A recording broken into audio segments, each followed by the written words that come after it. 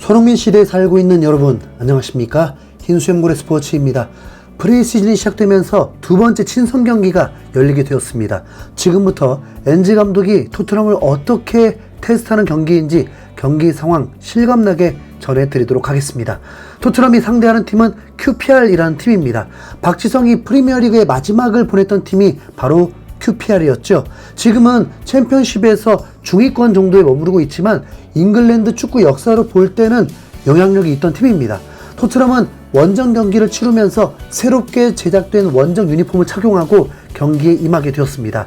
경기 1시간 전 라인업이 굉장히 궁금했는데 엔지 감독은 손흥민을 다시 한번 최전방으로 출전시키면서 히샬리송은 또 명단 제외였습니다. 이게 무슨 의미일까 굉장히 의문이 남습니다. 히샬리송은 지난 시즌 후반기에 부상으로 출전을 거의 하지 못했고 브라질 국가대표에서도 탈락을 하면서 휴식기 동안 토트넘에서 훈련하고 있는 영상도 공개되었는데 수술이나 심한 햄스트링도 아니었는데 지금까지 회복 중일 리는 없거든요. 엔지 감독은 선발 라인업에 호기심 가질 수 있는 변화를 주었습니다.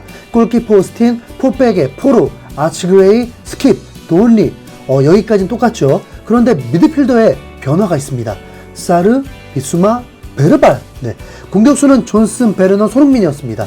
그럼 사르, 베르발 중에 공격형 미드필더는 누구죠? 지난 프리시즌에서 베르발이 1도움을 기록하면서 그 경기만으로 메디슨과 비교하는 반응들이 있었는데 과연 베르발이 손흥민과 어떤 호흡을 보여줄지 궁금했습니다. 런던은 오후 3시로 의외로 23도로 덥지 않았고 흐린 날이었습니다. 엔지 감독은 왜 손흥민을 톱으로만 기용을 할까? 머릿속에서는 이 궁금증만이 계속 남아 있었습니다. 스트라이커 영입은 아예 없는 것인가? 그레이 이후 영입 소식이 전혀 들리지 않고 있는데 이러면 윈헨전에서도 토트넘은 지난 시즌 전력과 크게 다르지 않게 되는 건데요. 하하 참. 경기가 시작되고 QPR은 토트넘을 강하게 압박했었는데 토트넘은 무리 없이 진행을 하면서 전반 1분도 안 돼서 사르가 컨디션 좋은 슈팅까지 이어가는 모습을 보여줬습니다. 토트넘은 경기를 주도하고 있었지만 공격이 막혔을 때 한 번씩 위기를 당하곤 했었습니다. 공간이 많이 비어 있었거든요. 다행히 진로를 차단하면서 위기를 벗어날 수 있었습니다. 그리고 존스는 3번의 크로스가 있었는데 정말 신뢰가 가지 않는 크로스를 계속 보여줬고 15분에는 어이없는 크로스 한 번을 보여주면서 관중석에서도 웅성웅성 되기도 했습니다. 그러다 갑자기 방송 사고가 발생합니다. 경기는 진행되고 있었지만 위상상태 문제로 경기를 볼 수가 없게 되었습니다. 약 5분쯤이 지나서야 다시 경기를 볼 수 있었고 그때까지 골은 나오지 않았습니다. 오히려 예상치 못한 더 큰 사고가 발생합니다. 엔지 감독이 주전급 선수들과의 호흡을 보고자 베리발을 선발 출전시켰는데 베리발이 주저앉으면서 비상 상황이 일어났습니다. 햄스트링이었고 심해서 이탈하는 건지 아니면 조심하기 위해서 주저앉은 건지 확인이 되진 않았습니다. 제발 기대하는 선수인 만큼 부상을 방지하기 위한 판단이길 바랍니다. 이후에 손흥민은 골 찬스를 얻게 됩니다. 존스는 앞서 크로스가 답이 없었다고 했었는데 갑자기 빠르면서 정확한 크로스를 보내줬고 손흥민이 가볍게 밀어넣으려고 슈팅을 했는데 이걸 실수라고 해야 할지 아니면 키퍼의 특급 선방이라고 해야 할지 막히고 말았습니다. 살짝 민망. 프리시즌인 게 다행이죠. 40분이 되어서 토트넘이 선제골을 넣었습니다. 그런데 의외의 선수 비수마가 골을 넣게 되었습니다.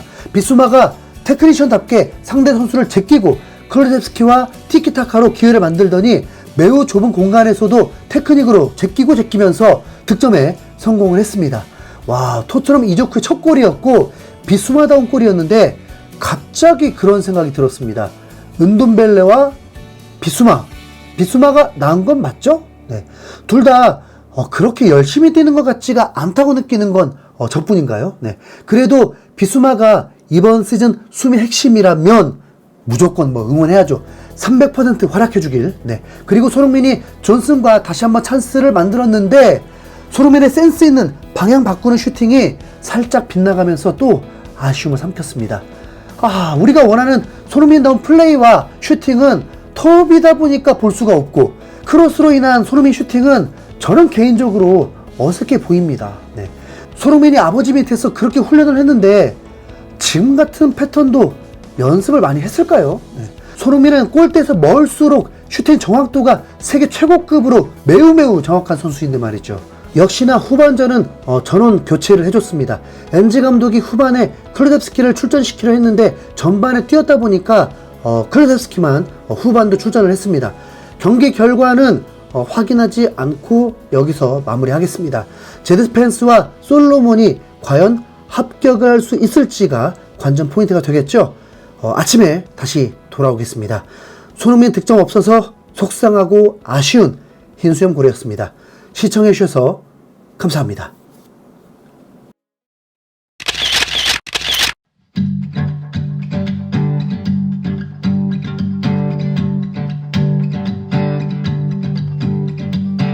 상상도 못할 일이 일어나 밤낮이 바뀌어도 난 행복해. 너의 그 찰칵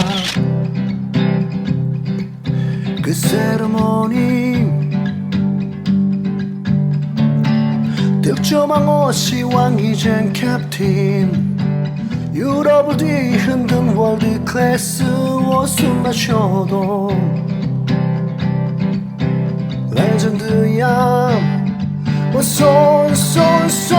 손이의 시대를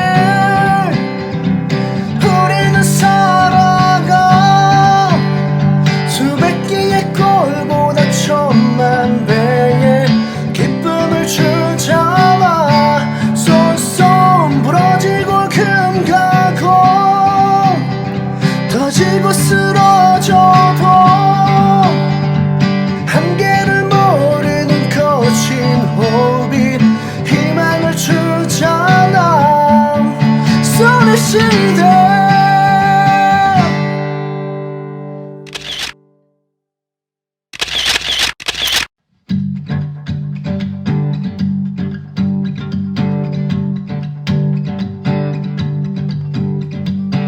상상도 못할 일이 일어나 밤낮이 바뀌어도 난 행복해. 너의 그 찰칵 그 세레모니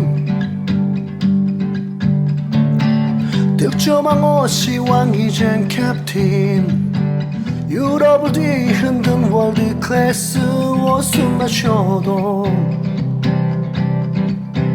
레전드야.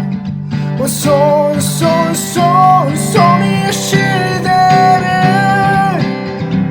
우리는 살아가 수백 개의 골보다 천만 배의 기쁨을 주잖아. 손 부러지고 금 가고 터지고 쓰러져도 한계를 모르는 거친 호흡이 희망을 주잖아. 손의 시대.